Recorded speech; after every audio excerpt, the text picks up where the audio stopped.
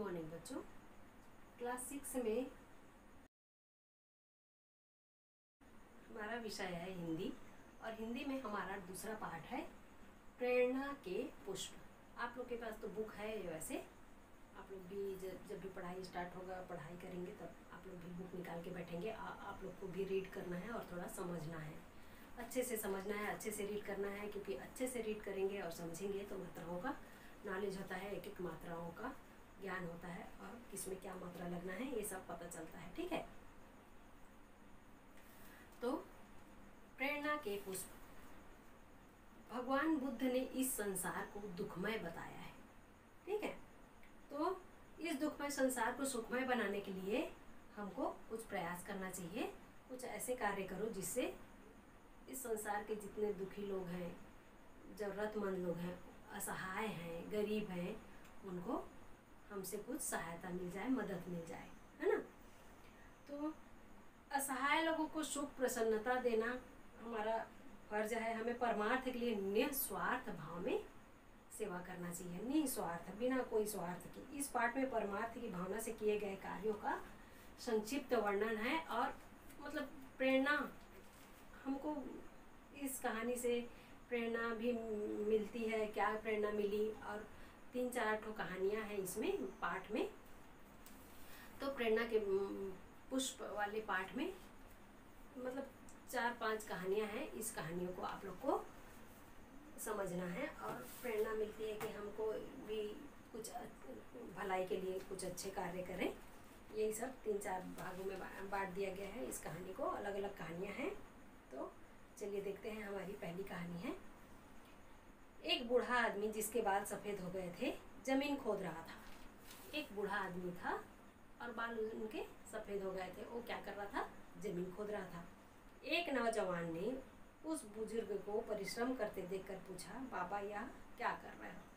तो बूढ़ा आदमी था, जमीन खोद रहा था, तो एक जवान आदमी आया और उनको जमीन खोदते देखा और आके पूछा, बाबा आप क्या कर रहे हो? तो बाबा बोले, बूढ़े बाबा बोले, आम का पौधा रोप रहा हूँ, मतलब पौधा लगा रहा हूँ। इस उम्र में इसके फल कब खाओगे बाबा? मतलब बूढ़ा बुजुर्ग इंसान था और आम के पौधे लगा रहा था, तो आम के पौधे वो खा पाता कि नहीं, कब तैयार होंगे, कब फलेंगे, है ना। तो नौजवान आदमी बोला कि इस उम्र में आप पौधे लगा रहे हो, इसके फल आप कब खाओगे बाबा? तो बूढ़ा क्या बोला, मैं फल नहीं खा सकता तो क्या हुआ बेटे, तुम तो खा सकोगे ना।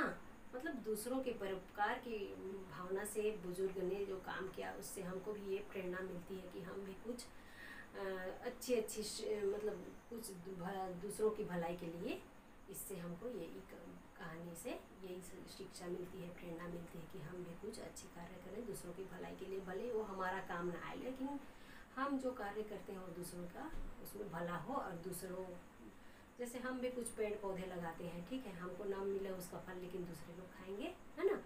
वो एक तो धर्म और पुण्य की भी बात होती है। तो ऐसे प्रेरणा के पुष्प इस पाठ में दिया गया है। तो उस बुजुर्ग ने, मेरे तुम्हारे नाती पोते तो खाएंगे, देखो वह अमराई मेरे दादा ने लगाई थी तो उसके फल मैंने खाए। मतलब मेरे दादा ने भी एक अमराई, मतलब बोलते हैं अमराई, मतलब आमों का पेड़ रहता है, बहुत सारे आम लगे रहते हैं, उसको बोलते हैं अमराई। गाँवों में ज़्यादा करके होते हैं अमराई। तो लगाई थी तो उसके फल मैंने खाए। मैं यह आम का पौधा लगा रहा हूँ, इसके फल मेरे नाती पोते खाएंगे, मतलब दूसरों के तो काम आएगा। ये हो गया एक तो, है ना। अब दूसरा देखते हैं इसमें क्या कहानी है। एक वृद्ध महिला सफ़र कर रही थी। खिड़की के पास बैठकर बीच बीच में अपनी मुट्ठी से कुछ बाहर फेंकती जा रही थी। एक सहयात्री ने पूछा, यह आप क्या फेंक रही हैं? क्वेश्चन किया, ठीक है। एक वृद्ध महिला, एक बूढ़ी महिला थी, बूढ़ी औरत थी, वो खिड़की के पास बैठी हुई थी और सफ़र कर रही थी। ट्रेन में सफ़र कर रही थी, जो में भी बस में सफ़र कर रही थी, तो खिड़की के पास बैठी थी और हाथ बाहर निकाल कर मुट्ठी से कुछ कुछ डालती जाती थी, आगे बढ़ती जाती थी और डालती जाती थी किनारे किनारे, ठीक है। बस ट्रेन चलती, मतलब जब जैसे भी चलती है तो किनारे किनारे डाल रही थी बाहर निकाल के। तो सहपाठी, मतलब साथ में बैठने वाला, साथ में रहने वाला, है ना, सहपाठी ने पूछा, यह आप क्या फेंक रही हैं? तो वो क्या फेंक रही थी? सफ़र करती हुई महिला, एक वृद्ध महिला बीज डाल रही थी बाहर हाथ को निकाल के। महिला ने जवाब दिया, ये सुंदर फूलों और फलों के बीज है। फूल और फल के बीज बाहर निकाल के हाथ को डाल रही थी और आगे बढ़ती जा रही थी, सफ़र कर रही थी, मतलब आगे बढ़ती जा रही थी। मैं इन्हें इस उम्मीद से फेंक रही हूँ कि इसमें से कुछ 1-2-4 तो लगेंगे ही, है ना। अगर इसमें से कुछ 2-4 पौधे लग गए और जड़ पकड़ ली तो लोगों को इससे कुछ फ़ायदा होगा। पता नहीं मैं इस रास्ते में फिर गुजरूँ या ना गुजरूँ, इसलिए क्यों ना मैं इस अवसर का उपयोग कर लूँ। मतलब इस रास्ते में मैं आती हूँ नहीं आती हूँ, जहाँ भी, ऐसा नहीं कि आप अपने ही गांव में लगाओ, अपने ही शहर में लगाओ, ऐसा नहीं, कहीं भी आप कुछ भी भला के लिए कुछ अच्छे कार्य कर सकते हैं अपने दिमाग से। ठीक है, ये हो गया दूसरी कहानी। तो हमको भी ऐसा प्रेरणा लेना चाहिए, अच्छी मतलब कुछ अच्छे कार्य कर सके, है ना। तो ये प्रेरणा के पुष्प वाला पाठ ही है। अमेरिका के तीसरा देखिए, अब चलते हैं तीसरा नंबर में। तीसरी कहानी है, अमेरिका के वैज्ञानिक बेंजामिन फ्रैंकलिन के बारे में एक अनुकरणीय बात सुनी जाती है, आज भी सुनी जाती है। उनके पास एक गरीब विद्यार्थी मदद मांगने के लिए आया था। अमेरिका का है एक आदमी, वैज्ञानिक है, ठीक है, बेंजामिन फ्रैंकलिन के बारे में। उसे उन्होंने $20 दिए। वे तो यह छोटी सी रकम देकर भूल गए। ठीक है, किसी ने मेरे पास मदद के लिए आया, कोई विद्यार्थी, ठीक है, मैं दानी हूँ, मैं दूसरों के परोपकार की भावना रखती हूँ, या मेरे मन में कुछ दया की भावना है, कोई कुछ मांगने आता है तो दे देना। और देने वाला चीज़ को आश उम्मीद नहीं करना चाहिए कभी भी कि वो फिर मिलेगा, क्योंकि दे देना, दान करना मतलब दान हो गया। ठीक है, तो वो तो दे दिया था और वो भूल गया था, देखिए मदद कर दिया था, है ना। गरीब बेचारा, गरीब मतलब विद्यार्थी था, तो उसने क्या किया था, फ्रैंकलिन ने, इतना बड़ा आदमी वो क्या 2-4 पैसे देगा तो उसको याद थोड़ी करता रहेगा, है ना, वो भूल गया था। तो लेकिन वह विद्यार्थी इस उपकार को नहीं भूला था।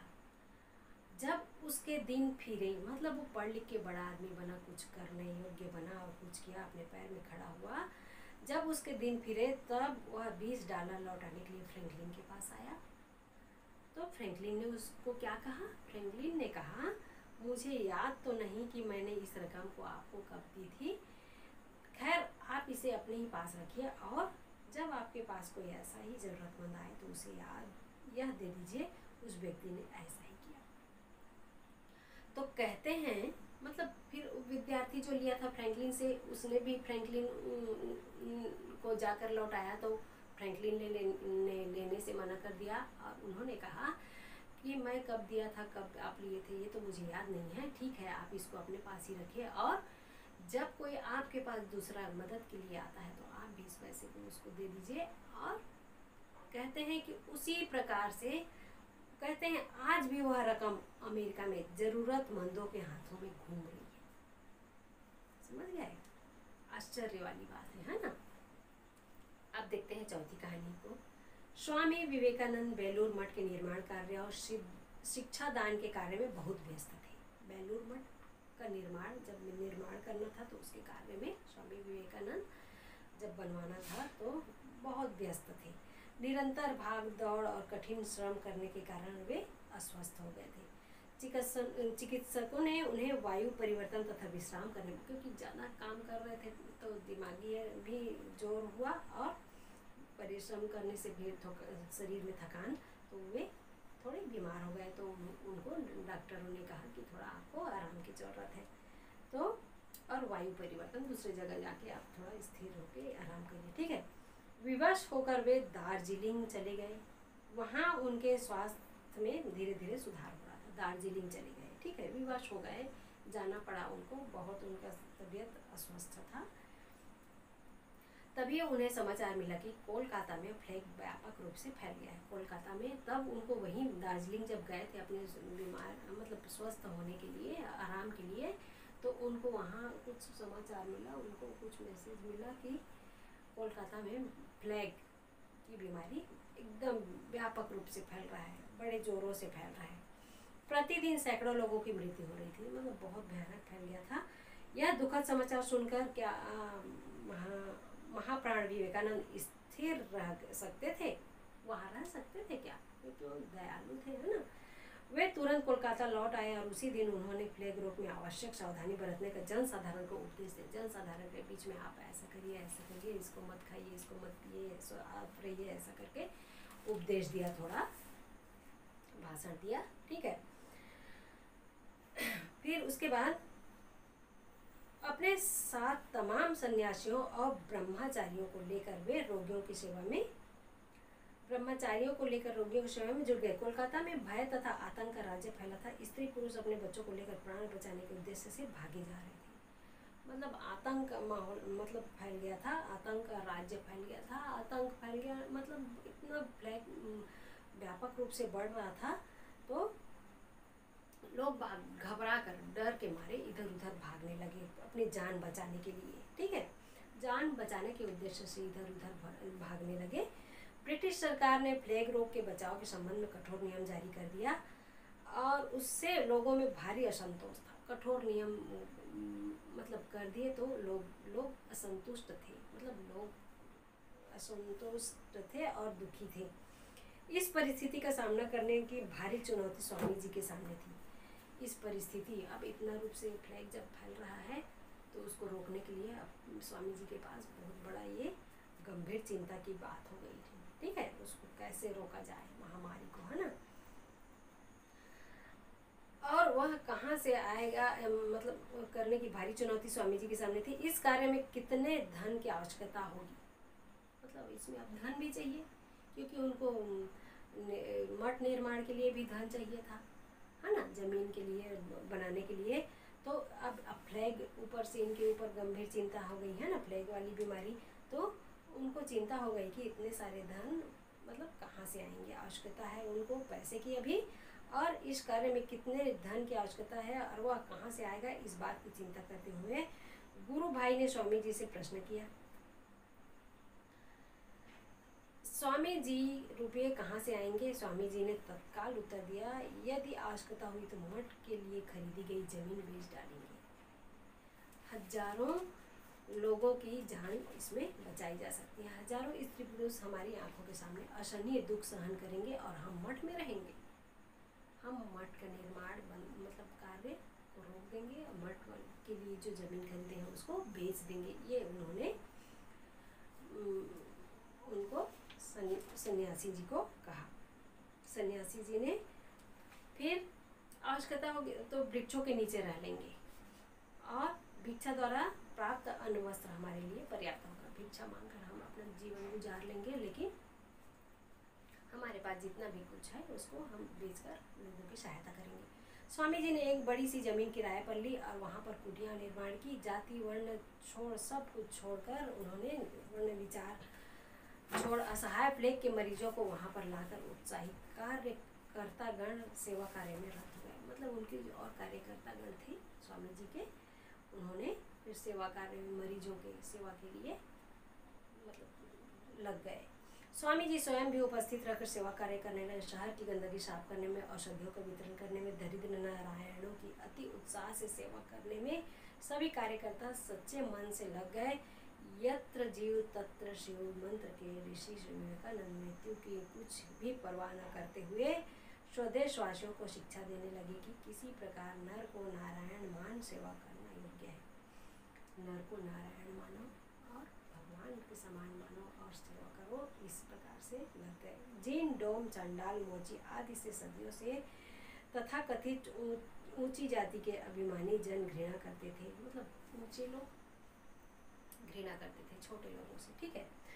स्वामी जी ने उन्हीं के को मेरे भाई का कर उनका आलिंगन किया, है ना। अब डोम के बारे में थोड़ा जान लो, ठीक है।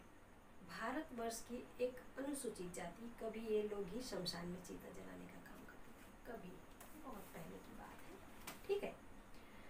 तो ये तो हो गया ये पार्ट। आप लोग भी इस पार्ट को थोड़ा रीड करेंगे और क्योंकि मात्राओं का ज्ञान होता है, नॉलेज होता है, मात्राएं सुधरती हैं, तो आप लोग भी इस पार्ट को पढ़ेंगे और फिर हम जब भी क्लास में कुछ समझ में नहीं आएगा आप मुझे पूछेंगे, ठीक है।